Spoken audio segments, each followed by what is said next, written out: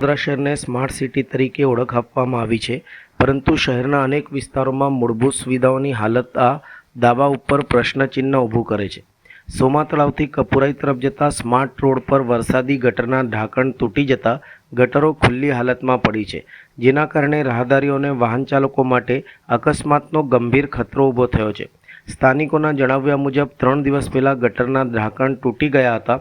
Corporation દ્વારા કોઈ કાર્યવાહી ન થતાં લોકોએ પોતાની સુરક્ષા માટે ખુલ્લી ગટર પાસે આળાશો મૂકી લોકોને ચેતવવાનો પ્રયાસ કર્યો છે। તેમ છતાં પણ જવાબદાર તંત્રએ હજુ સુધી નવા ઢાંકણ લગાવવાની કે સ્થળને સુરક્ષિત બનાવવાની કામગીરી હાથ ધરી નથી। ચોમાસાના દિવસોમાં વરસાદી પાણી ભરાતા ખુલ્લી ગટરો દેખાતી પણ નથી, જેના કારણે કોઈપણ સમયે ગંભીર અકસ્માત સર્જાઈ શકે છે।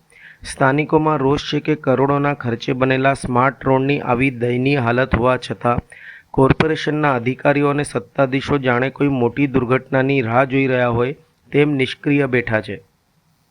સ્થાનિકોએ તાત્કાલિક ખુલ્લી ગટરો ઉપર નવા ઢાંકણ લગાવી માર્ગને સુરક્ષિત બનાવવાની માંગણી કરી છે। લોકોનું કહેવું છે કે કોઈ નિર્દોષ વ્યક્તિ અકસ્માતનો ભોગ બને તે પહેલાં જ તંત્ર જાગે અને જવાબદારીપૂર્વક કાર્યવાહી કરે। સમગ્ર વડોદરા શહેરમાં જે વરસાદી ગટરો છે કે જે ડ્રેનેજની ગટરો છે, તમામ ગટરોના ઢાંકણા વારંવાર બદલવામાં આવે છે અને વારંવાર એ ઢાંકણા તૂટી જાય છે।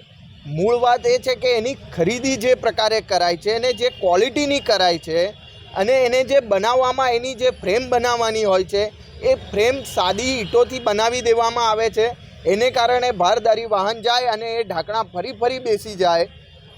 આ એક પ્રકારનું કહી શકાય કે એક પ્રકારનું કૌભાંડ આચરવામાં આવી રહ્યું છે। વારંવાર સિમેન્ટના ઢાંકણા તમે મજબૂતીવાળા જો ખરીદતા હોય તો વારંવાર આ પ્રકારના ઢાંકણા એકને એક ગટર પર તમે જોશો તો એક વખત તૂટ્યું એટલે 2-3 મહિનામાં ફરીવાર એ જ જગ્યાએ એ જ ગટરનું ઢાંકણું તૂટે છે। અને હવે ચોમાસું આવી રહ્યું છે। ચોમાસાની સ્થિતિમાં એવું બને છે કે જો પાણી ભરાયેલું હોય અને કોઈ વ્યક્તિ જો ભૂલે ચૂકે ત્યાંથી ચાલતો જતો હોય કે ગાડી લઈને જતો હોય તો એ અકસ્માતનો ભોગ બને। બહુ ઊંડી ગટર હોય તો ગટરમાં ગરકાવ થઈ જાય માણસ। ભૂતકાળમાં આવી એક ઘટના વડોદરામાં બની ચૂકી છે કે ગટરના એનામાં પડીને માણસનું મૃત્યુ થઈ ચૂક્યું છે। આવી પરિસ્થિતિમાં વડોદરા મહાનગરપાલિકાનો જે ભ્રષ્ટાચાર છે, ભ્રષ્ટાચારનો ભોગ વડોદરા શહેરની જનતા બની રહી છે। એટલે અમારી તો મ્યુનિસિપલ કમિશનરશ્રીને વિનંતી છે કે આ પ્રકારના કામો કરતા કોન્ટ્રાક્ટરો અને કામો કરાવતા અધિકારીઓ પાસેથી રિપોર્ટો માગે અને જો યોગ્ય કામગીરી ના જણાય તો એમના પર કાયદેસરની કાર્યવાહી કરે અને એમણે બ્લેકલિસ્ટ કરે કોન્ટ્રાક્ટરોને। કમિશનરશ્રી બધું જ લે છે, આંકડા લે છે, બધું જ લે છે, પણ સમસ્યા તો ત્યાંની ત્યાં જ છે।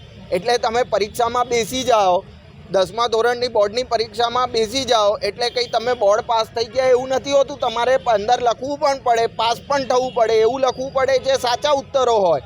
એટલે વડોદરા મહાનગરપાલિકાના અધિકારીઓ મ્યુનિસિપલ કમિશનરશ્રીને ગેરમાર્ગે દોરે છે।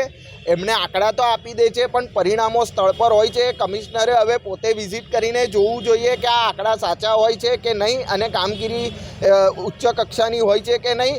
નહીં તો અધિકારીઓ પર તો એવું કહી શકાય કે અધિકારીઓ માટે તો બોડી બામણીનું ખેતર થઈ ગયું છે વડોદરા। આખા વડોદરાને જેવી રીતે લૂંટાય એ રીતે લૂંટો। કોન્ટ્રાક્ટરો અને અધિકારીઓની મિલીભગતથી આખા વડોદરાની પથારી ફેરવાઈ ગઈ છે।